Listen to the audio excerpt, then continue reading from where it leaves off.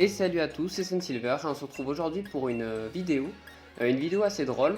Le combat est pas spécialement très impressionnant, même plutôt moyen, vu le niveau de l'adversaire, et même moi j'ai fait plein de misplays, mais bon. Mais il s'est passé quelque chose d'assez drôle, du fait que mon Montracite a réussi à dépasser le Lanceurien adverse en vitesse. Donc ce qui est, vu que Lanceurien a une énorme base de vitesse, et Montracite est très très lent. Donc c'est grâce à l'adversaire que j'ai réussi à faire ça, même si je m'y attendais absolument pas. De toute façon, vous allez bien le voir assez vite. Donc le combat se fait contre Dante, donc une personne trouvée en aléatoire sur en ligne.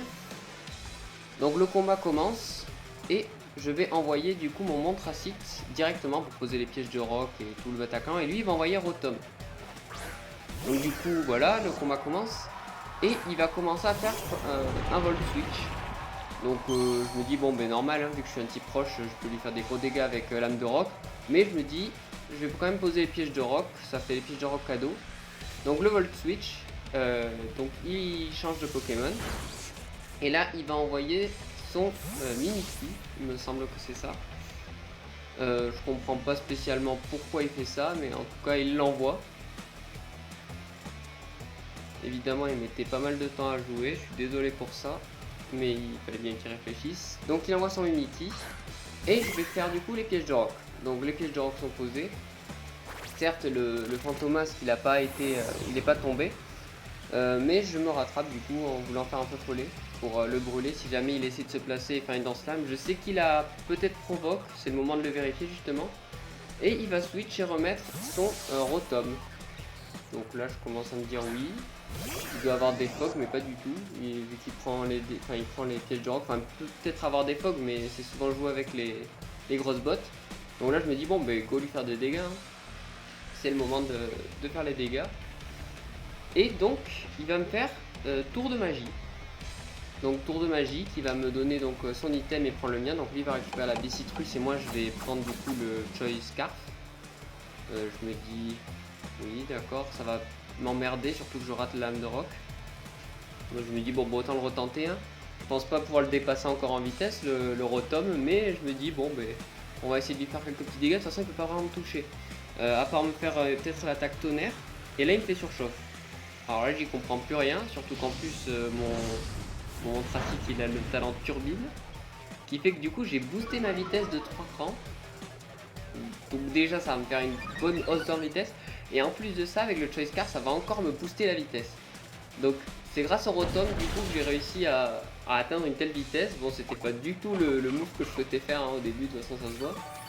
Mais je sais pas quelle vitesse il a, il faudrait que je calcule quelle vitesse il a eu à ce moment là. Mais en tout cas, du coup je vous laisse pas trop de doute, hein, je dépasse maintenant le Rotom et je vais encore rater mon attaque. Et là il va faire un change éclair. Donc je me dis bon on va voir qui c'est qui va nous envoyer. Donc là je me dis bon, si c'est Mimikyu je peux quand même faire lame de roc, ça va au moins faire tomber son Fantomasque. Donc il va prendre les pièges de roc, ce coup-ci Mimikyu ça fait déjà ça de dégâts de gratte. Je vais faire lame de roc et là je comprends plus rien, il va encore switch. Il va switch sur son Rotom. Bon pourquoi pas, je pense qu'il voulait le laisser mourir et qu'il avait plus trop d'utilité à son Pokémon. Peut-être qu'il s'est dit aussi qu'avec les pièges de roc, de toute façon il était un peu useless, même s'il tankait finalement avec très peu de points de vie, mais il tankait. Donc mon trafic qui dit le Motisma sans grand problème. Et là du coup il va envoyer son Lanceurien, il a dû dire bon vu que j'avais une grosse hausse en vitesse, je vais le finir avec Lanceurien, ça va pas être très compliqué. Donc il va m'envoyer son Lanceurien, s'il veut bien jouer encore une fois. Donc bien sûr son Lanceurien va déjà prendre des petits dégâts de gratte avec les pièges de roc. Ah non il m'envoie Mimikyu, pardon. Il m'envoie Mimikyu.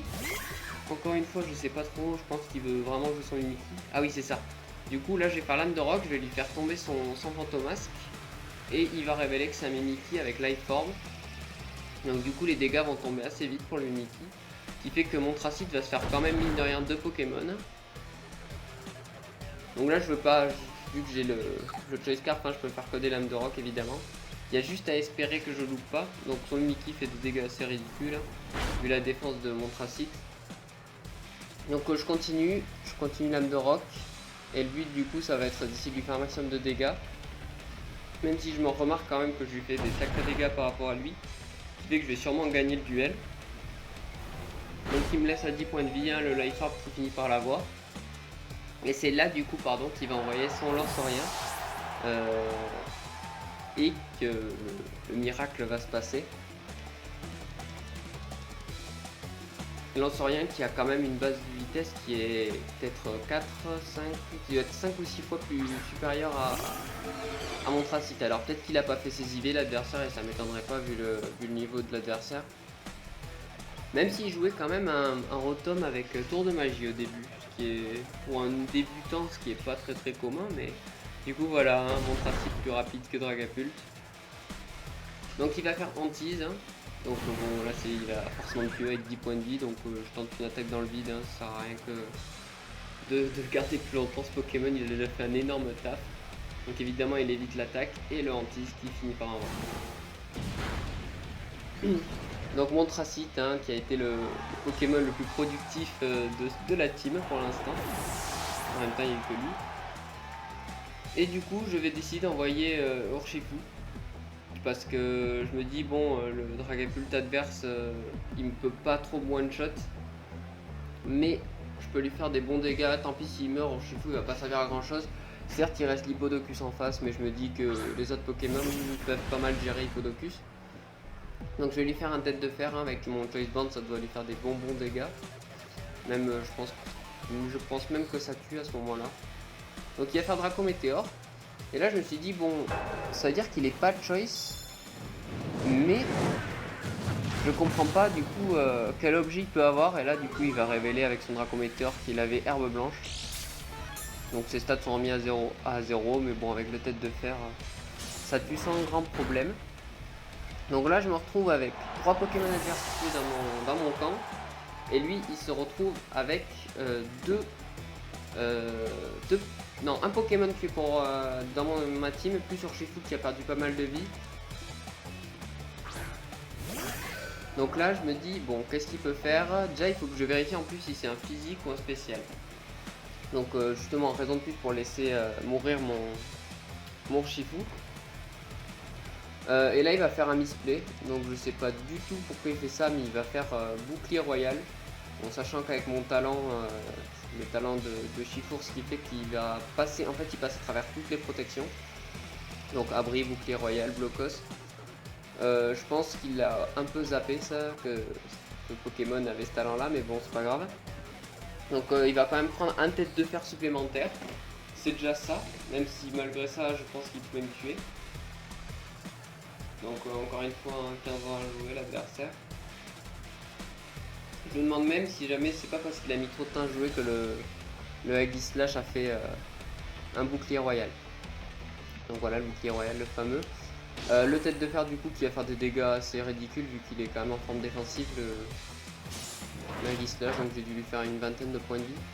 Il révèle qu'il est reste aussi, donc ça m'aide pas trop à savoir si jamais pour l'instant si c'est un Pokémon spécial ou physique. Donc je continue tête de fer. Forcément je suis plus rapide. Il tente pas la Shadow Sneak, donc je me dis que ça doit être peut-être un Aegislash spécial. Et je vais le flinch. Bon, toujours pas d'informations sur lui, hein, même si ça m'arrange un petit peu. Donc je vais continuer à faire tête de fer, hein, pour faire le maximum de dégâts possible. Malgré dans sa forme défensive, il fait vraiment des dégâts ridicules.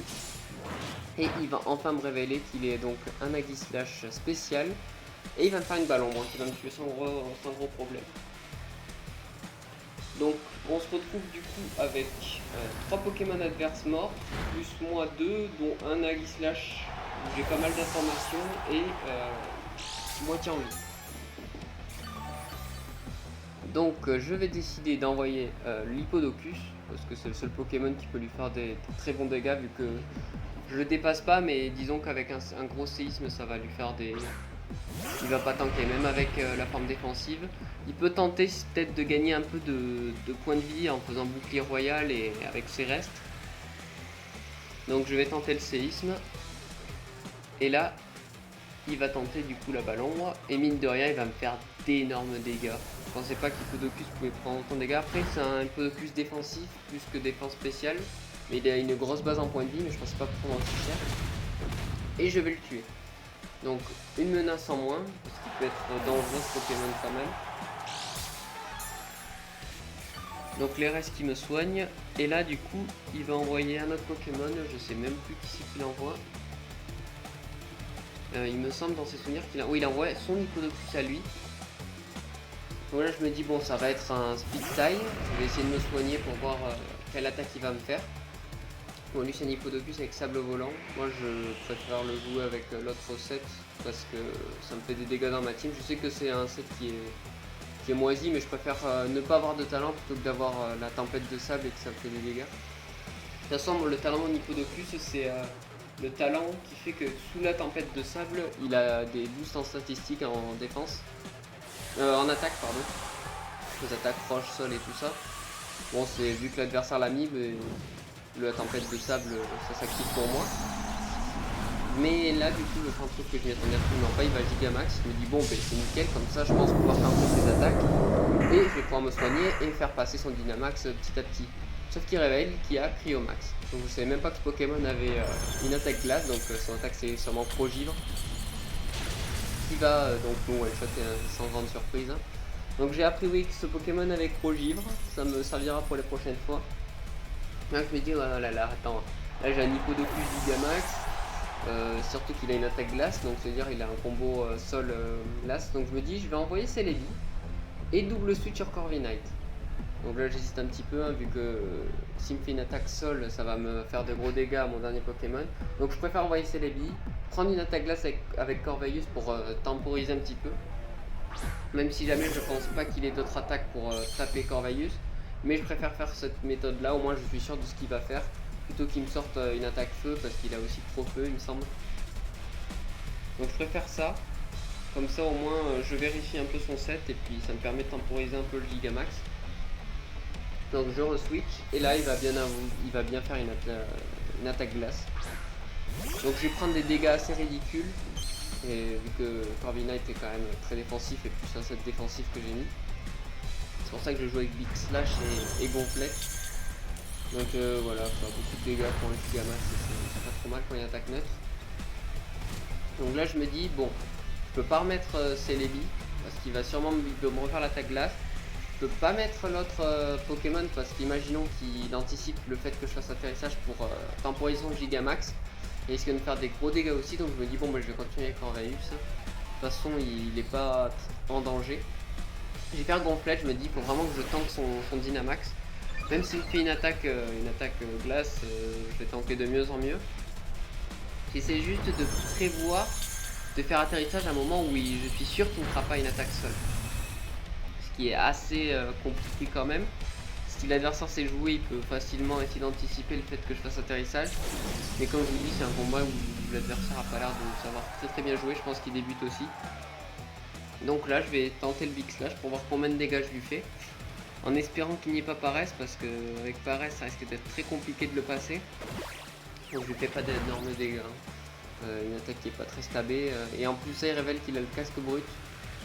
Donc ça me met un peu dans le mal, mais j'ai aussi le casque brut, donc ça le met aussi un peu dans le mal. Et vu les dégâts que je lui fais, je me demande si jamais il était pas... Il doit pas avoir d'IV non plus, parce que... S'il avait eu plus de points de vie, disons que 12%, ça aurait fait un peu moins de dégâts. Bon. Donc un atterrissage, hein. C'est maintenant que j'essaie de le placer parce que je me dis que depuis tard il spam Progivre, il doit vraiment s'obstiner dessus. Donc évidemment les dégâts sont ridicules vu que je perds le type bol. Et il reprend le casque brut. Et là du coup ça va être le moment où je vais essayer de le tuer. Je me dis Big Slash ça va pas tuer, mais Rapace avec une attaque stabée, avec l'attaque boostée, à mon avis ça doit être pas trop mal. Ça doit pouvoir finir et surtout qu'il n'a pas beaucoup de défense du coup. Vu que les IV n'ont pas dû être faits. Donc là il réfléchit encore une fois comment il peut me passer. Hein. Mais là de toute façon je vous le dis c'est un peu la fin du combat vu qu'il lui reste son dernier Pokémon c'est Ronflex. Donc Big Slash devrait suffire à la battre. Donc évidemment je reprends le casque brut. Hein. L'Hippodon il est mort. Et il reste du coup que son Ronflex. Je me dis bon Ronflex il doit avoir un set basique hein, donc Damoclès, séisme, enfin que des attaques qui peuvent pas me toucher. Le seul truc qui peut un peu m'emmerder, ça serait le fait qu'il ait repos pour gagner du temps, mais bon, ça sert pas à grand chose. Du coup, je vais faire mon Big Slash. Et là, il va révéler qu'il a Damoclès. Bon, bah, du coup, qu'il fasse son Damoclès, ça va me faire 0 point de vie, du coup, j'ai une résistance avec ma hausse en défense. Par contre, le Big Slash va faire d'énormes dégâts. Je pensais quand même le tuer, mais ça va pas suffire, même avec les pièges de roc. Je vais lui faire un bon 80%, il me semble. Bon, il met un Pokémon avec autant de vie, c'est un peu normal en même temps. Même s'il a pas une défense énorme en flex. Donc du coup, encore une fois, il met du temps à jouer. Hein. Le Big Slash, qui va faire d'énormes dégâts. Oh non, c'est pas 80, c'est 60%. Et il va révéler du coup qu'il a la baie citrus, hein, qui va le soigner une grosse partie de sa vie. Mais normalement, j'arrive quand même à le tuer avec le Big Slash. De toute façon, il va faire Damoclès qui va lui faire encore des dégâts de recall. Plus le casque brut. Donc là, je me dis, bon, mais voilà, c'est fini.